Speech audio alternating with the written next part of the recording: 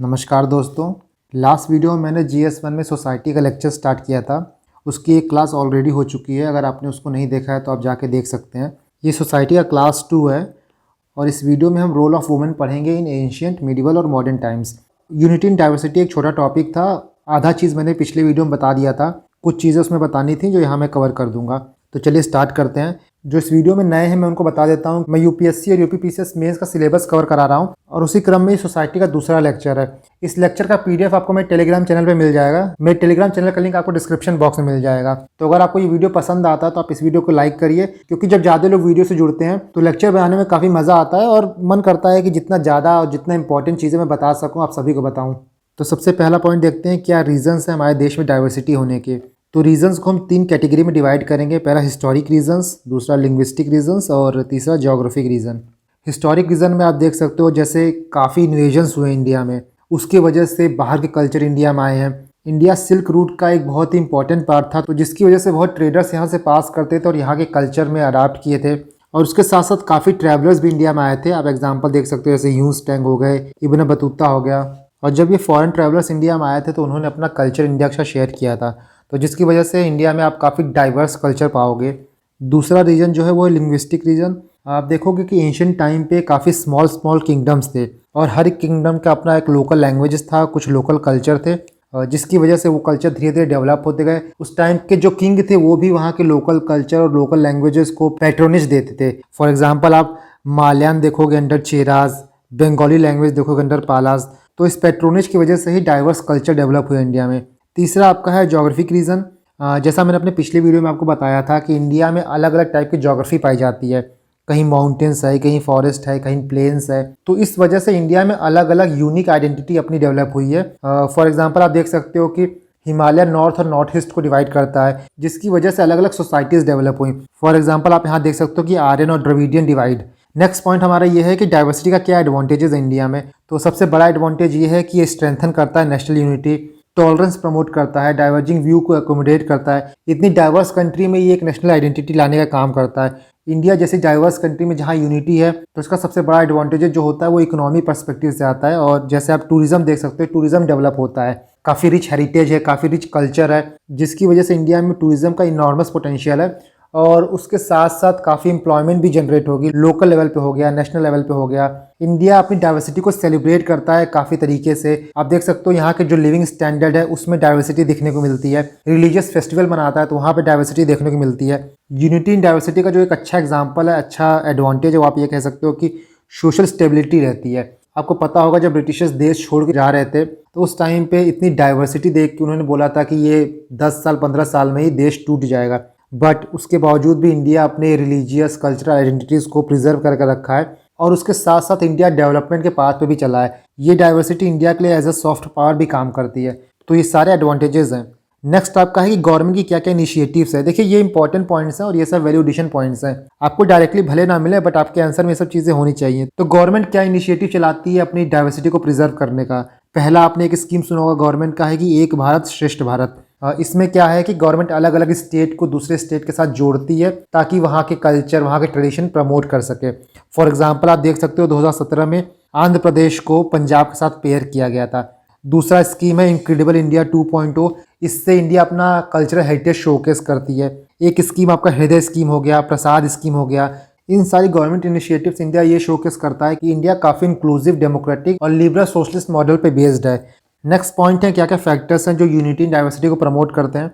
पहला पॉइंट आपका हो गया फेयर्स एंड फेस्टिवल्स। आप देखते हो कि इंडिया में अलग अलग टाइप के फेस्टिवल मनाए जाते हैं, जैसे ईद हो गया, दिवाली हो गया, क्रिसमस हो गया। और पूरी इंडियन कम्युनिटी एक सेम स्पिरिट से और सेम इंथुजियाज्म से सारे फेस्टिवल को मनाती है। तो इससे ये शोकेस होता है कि इंडिया सिर्फ एक पर्टिकुलर कम्युनिटी या फिर पर्टिकुलर रीजन को प्रमोट नहीं करती है। इंडिया जो है वो सबको साथ लेके चलती है। दूसरा आपका हो गया कि इंडिया के कॉन्स्टिट्यूशन में ही काफ़ी चीज़ें दी गई हैं, जैसे fundamental right, TPSP, fundamental duties. ये खुद ही यूनिटी इन डाइवर्सिटी को प्रमोट करते हैं। तीसरा आपका हो गया इकोनॉमिक इंटीग्रेशन। हमारा कॉन्स्टिट्यूशन ही इंटर स्टेट मोबिलिटी प्रमोट करता है। ये भी एक फैक्टर जिससे यूनिटी आती है। एग्जांपल में आप GST का भी दे सकते हो।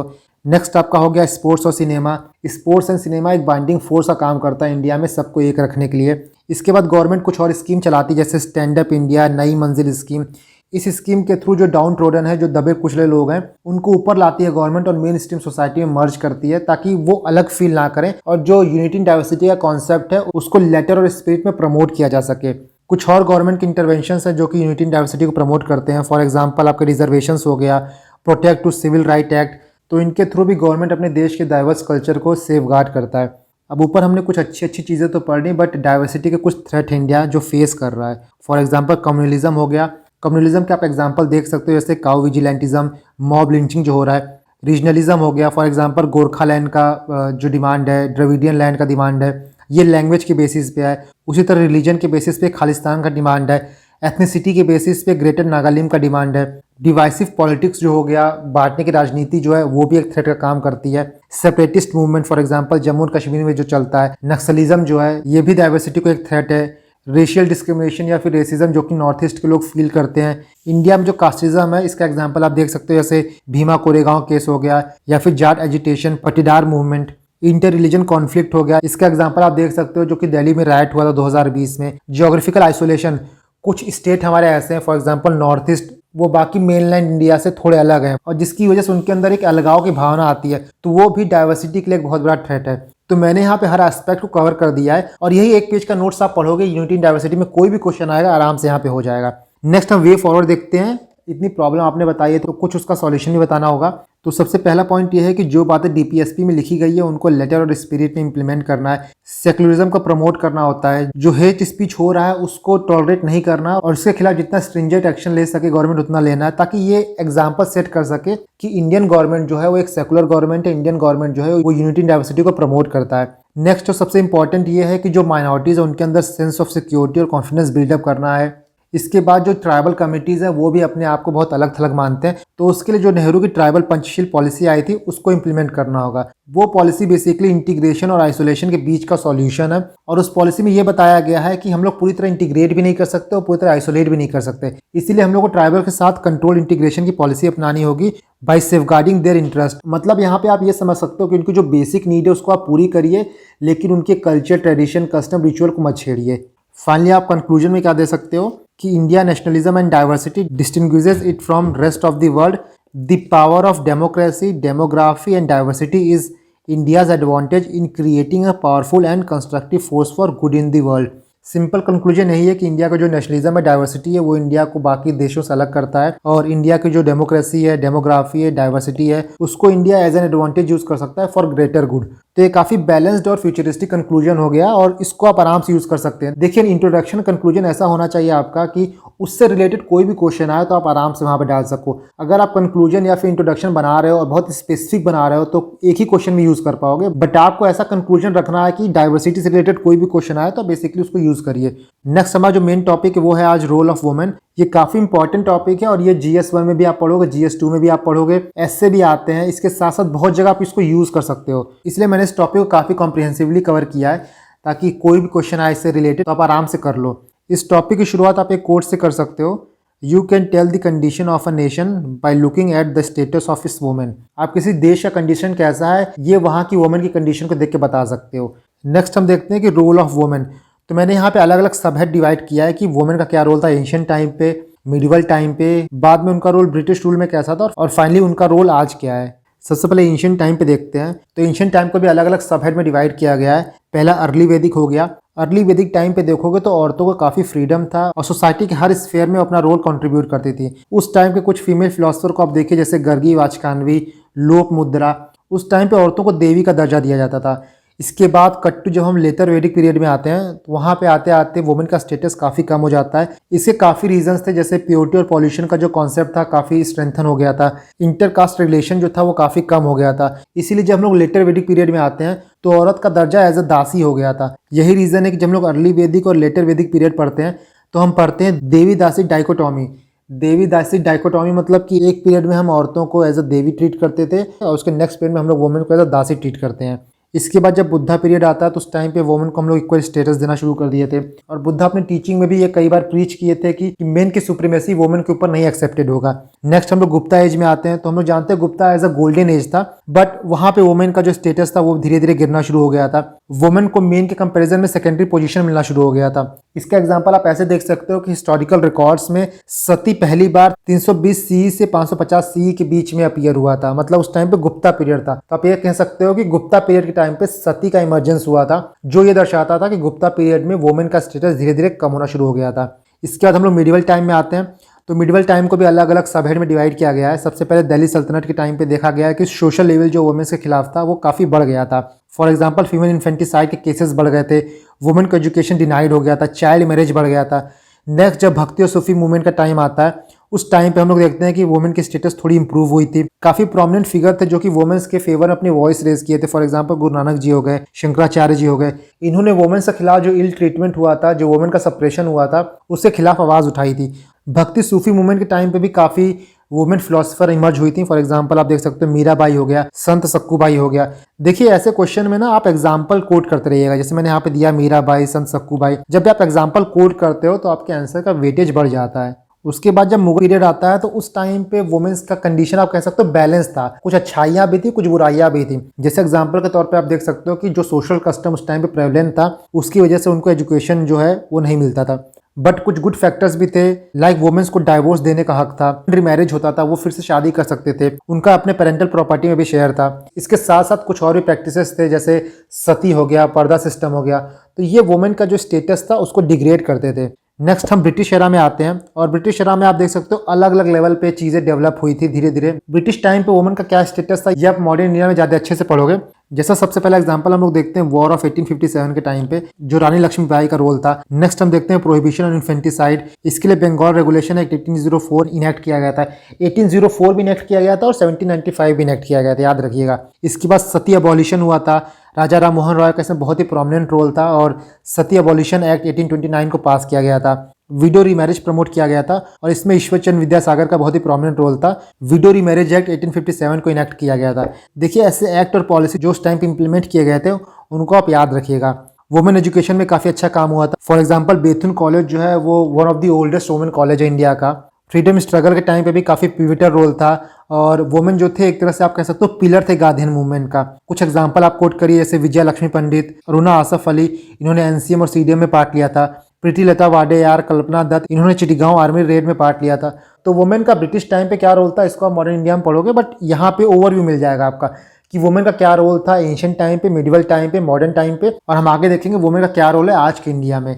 नेक्स्ट हम देखते हैं कुछ सोशल रिफॉर्मर उस टाइम पे कौन कौन से आए थे। इस चीज़ को एज आ वैल्यू एडिशन यूज़ कर सकते हो। फॉर एग्जांपल आप राजा राम मोहन रॉय का नाम यूज़ करिए, इन्होंने ब्रह्मो समाज की स्थापना की थी 1828 में। इनका क्या रोल था, ये सती को अपोज किए थे, पॉलीगैमी को अपोज किए थे, ये डिमांड किए थे कि वुमेन को भी इक्वल प्रॉपर्टी राइट में शेयर मिलना चाहिए। ईश्वर चंद विद्यासागर का रोल आप विडो रीमैरिज में देखोगे, एजुकेशन राइट में देखोगे। एमजी रानाडे जी प्रार्थना समाज में उनका प्रोमिनेंट रोल था, वो चाइल्ड मैरिज के खिलाफ अपना वॉइस रेस्ट किए थे, इंटर कास्ट मैरिज को सपोर्ट करते थे, एजुकेशन राइट को लेके भी उनका बहुत प्रोमिनेंट रोल है। आप देख सकते हो उसी टाइम पे सिविल मैरिज एक्ट पास किया गया था 1872। दयानंद सरस्वती जी का रोल आप देखोगे, वो आर्य समाज की स्थापना किए थे। विडो रीमैरिज में उनका बहुत ही इंपॉर्टेंट रोल था, इंटर कास्ट मैरिज को प्रमोट करते थे। Jyotiba Phule ji women education right के पायनियर माने जाते हैं, इन्होंने सत्यशोधक समाज की स्थापना की थी। तो यहाँ पे कुछ प्रोमिनेंट सोशल रिफॉर्मर के नाम है, इनको आप अपने एग्जाम्पल में आराम से यूज कर सकते हो ताकि आपका जो आंसर रहे वो ब्लैंड ना लगे। नेक्स्ट हम देखते हैं वुमेन्स का रोल आज की इंडिया में क्या है। यहाँ देख सकते हो role of women in India. इसको मैंने 3 पार्ट में डिवाइड किया है, पॉलिटिकल रोल, इकोनॉमिक रोल और सोशल रोल। पॉलिटिकल रोल में आप देखोगे कि इंडिया में वुमेन का रिप्रेजेंटेशन लेजिस्लेचर में जब होता है, इससे ये फायदा होता है कि जो भी पॉलिसी बनती है वो जेंडर न्यूट्रल बनती है और जेंडर फ्रेंडली बनती है। बट यहाँ पे आप एक ड्रॉबैक देख सकते हो कि इंडिया में पार्लियामेंट में आप देखोगे तो ओनली 9.1% वुमेन रिप्रेजेंटेशन है। नेक्स्ट आपका ये है कि वुमेन काफ़ी इंपॉर्टेंट रोल प्ले करती है इन प्रमोटिंग जेंडर इक्वलिटी, जिसकी वजह से ये होता है कि जो एक जेंडर स्टीरियोटाइप है वो ब्रेक होता है। यहाँ पे आप एक एग्जांपल ये दे सकते हो कि वुमेन का रोल पॉलिटिकल लीडरशिप में बढ़ाने के लिए इंडियन गवर्नमेंट ने क्या प्रयास किया है। उनको रिजर्वेशन मिला है पंचायती राज इंस्टीट्यूशंस में, आप देख सकते हो। जैसे फॉर एग्जांपल बिहार में 50% का रिजर्वेशन है, किसी स्टेट में 1/3 रिजर्वेशन है। तो यहाँ पे आप ये गवर्नमेंट के पॉजिटिव रोल के तौर पे डाल सकते हो। नेक्स्ट आपका इकोनॉमिकल रोल, तो हमारी इकोनॉमी तभी ग्रो करेगी जब हमारे पॉपुलेशन का जो हाफ पार्ट रहेगा वो काम करेगा। और वर्ल्ड इकोनॉमिक फोरम के डेटा के हिसाब से 17 to 80% जीडीपी में वुमेन का कंट्रीब्यूशन है। वुमेन काफ़ी इंपॉर्टेंट और पिवटल रोल प्ले करते हैं एग्रीकल्चर डेवलपमेंट में, फूड प्रोसेसिंग इंडस्ट्री में। एमएसएमई में काफ़ी इंपॉर्टेंट रोल है। एमएसएमई का रोल यहाँ पे आप लिख लीजिएगा, मैंने यहाँ मिस कर दिया। तो एमएसएमई में काफ़ी इंपॉर्टेंट रोल है वुमेन्स का। ह्यूमन कैपिटल को एनहेंस करेंगी, प्रोडक्टिविटी और इकोनॉमिक ग्रोथ इंक्रीज होगी। देखिए यहाँ पे एक डेटा आया था कि जो कंट्रीज़ है वो $160 ट्रिलियन लूज कर रही हैं due to difference in women और मेन का जो पे स्केल है। नेक्स्ट पॉइंट आपका है कि फीमेल लेबर फोर्स पार्टिसिपेशन भी प्रोडक्टिविटी को इंक्रीज कर सकता है, बट यहाँ पे आप देख सकते हो कि इंडिया का इस चीज़ में रैंकिंग 120 आउट ऑफ 131 कंट्री। तो ये सब चीज़ें आगे सुधारनी पड़ेंगी और आगे जो नोट्स में सॉल्यूशन है उसमें ये सारी चीज़ें लिखी गई हैं। सोशल रोल क्या है? पहला ये है कि वुमेन एम्पावरमेंट जो है वो फीमेल फिटिसाइड के केसेस कम करेगा। ये देखा गया है कि जहाँ वुमेन हेड सरपंच होते हैं पंचायत में, वहाँ पे कॉन्फ्लिक्ट काफ़ी कम होता है। नेक्स्ट पॉइंट है आपका कि एम्पावर्ड वुमेन जो है वो जेंडर पैरिटी लाएंगे, हेल्थ और एजुकेशन में अच्छा काम होगा। और लास्टली ये है कि एजुकेटेड और एम्पावर्ड वुमेन जो है वो एक बेटर रोल प्ले करती है इन चाइल्ड अपब्रिंगिंग। आपने एक कोट सुना होगा, बहुत फेमस कोट है कि अगर आप एक लड़के को पढ़ा रहे हो तो सिर्फ एक लड़का पढ़ रहा है, बट अगर आप एक लड़की को पढ़ाते हो तो आप पूरी सोसाइटी को पढ़ा रहे हो। तो ऐसे कोट्स भी आप बीच बीच में यूज़ कर सकते हो। नेक्स्ट आपका है कि कुछ इश्यूज़ क्या क्या हैं, तो इश्यूज़ को भी यहाँ पे काफ़ी हेड में डिवाइड किया गया है। पहला economical issue, social issue, safety and security issue, psychological challenges या साइकोलॉजिकल इशूज़ और पॉलिटिकल इशू। इकोनॉमिक इशू में सबसे पहला है कि poor access to capital. Women के पास कैपिटल का एक्सेस बहुत कम है, यही रीज़न है कि उनका ग्रोथ नहीं हो पाता है। यहाँ पे आप एक डेटा डाल सकते हो कि women just hold 2% of total asset in India. Next है आपका पुअर एक्सेस टू स्किल और इसकी वजह से पुअर लर्निंग आउटकम्स रहते हैं। नेक्स्ट पॉइंट है आपका discrimination in job opportunity.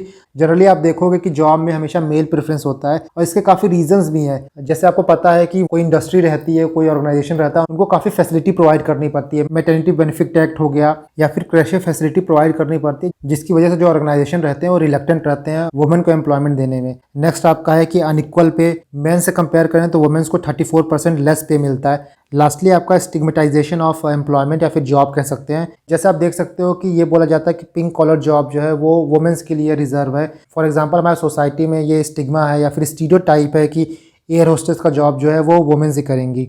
Next आपका सोशल इशू, पहला आप जानते ही हो कि पुअर लिटरेसी रेट है, पुअर एजुकेशन अटेनमेंट है। जहां मेल का लिटरेसी रेट देखो 80% है, वही वुमेन का आप देखोगे तो 59% है। पुअर हेल्थ फैसिलिटी, यहाँ पे आप एक डेटा देख सकते हो कि मैटरनल मोर्टेलिटी रेशियो जो है वो 130 है। इसके साथ इकोनॉमिक सर्वे 2018 ने सन मेटा प्रेफरेंस की बात की थी, जैसा मैंने अपने पिछले वीडियो में बात किया था कि 21 मिलियन अनवांटेड गर्ल्स हैं, तो वो डेटा आप यहाँ भी कोट कर सकते हो। नेक्स्ट है आपका कल्चरल इश्यूज, यहाँ पे आप सबरीमाला केस का एग्जांपल दे सकते हो। सेकंड एग्जांपल आप देख सकते हो कि फीमेल जेनिटल म्यूटिलेशन बोहरा मुस्लिम में जो होता है। नेक्स्ट सोशल इशू जो है वो आपका है फेमिनाइजेशन ऑफ पॉवर्टी।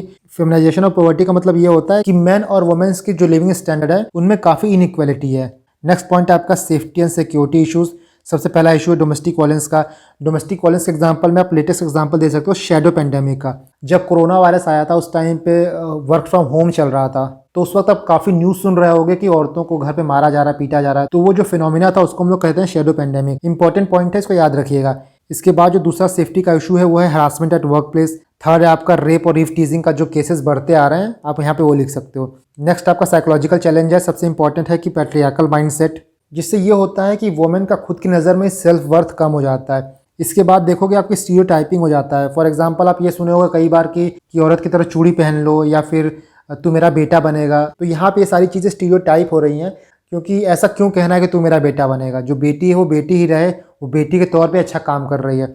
सो यहाँ पे जो स्टीरियोटाइप है, ये सब चीज़ें जो वुमेन का कॉन्फिडेंस है उसको लूज़ करता है। इसके बाद कुछ पॉलिटिकल इश्यूज हैं। पहला आपका है कि पुअर पॉलिटिकल रिप्रेजेंटेशन। इंडिया की लोकसभा में आप सिर्फ 14% वुमेन देखोगे। नेक्स्ट आपका है कि लो पॉलिटिकल विल। इसका एग्जांपल आप दे सकते हो कि पार्लियामेंट में 33% वुमेन रिजर्वेशन बिल अभी तक पेंडिंग है। तो पॉलिटिकल विल भी काफ़ी लो है, ये भी एक बहुत बड़ा इशू है। तो दोस्तों इस वीडियो में हमने काफ़ी इशू कवर कर लिया है। इसके नेक्स्ट वीडियो में मैं role of women organization cover करूँगा, साथ ही वुमेन से रिलेटेड मैं कुछ डेटा दूंगा। कॉन्स्टिट्यूशन में क्या प्रोविजन है वुमेन्स को लेकर मैं वो दूंगा। इसके साथ साथ जो प्रॉब्लम यहाँ बात की गई उसका सॉल्यूशन दूंगा। गवर्नमेंट की क्या इनिशिएटिव है हम उसकी बात करेंगे। फिर आपका ये वाला टॉपिक खत्म हो जाएगा। और ये टॉपिक काफ़ी इंपॉर्टेंट है क्योंकि हर साल इससे क्वेश्चन आता है, तो इसको आप काफ़ी अच्छे से पढ़िएगा और बार बार रिवाइज करिएगा। मैंने कोशिश की है कि जितना डिफरेंट डायमेंशन हो सके सारे डायमेंशन कवर करूँ, ताकि कैसा भी क्वेश्चन आए आप उसको आराम से आंसर कर लो। तो चलिए हम नेक्स्ट वीडियो में मिलते हैं। धन्यवाद।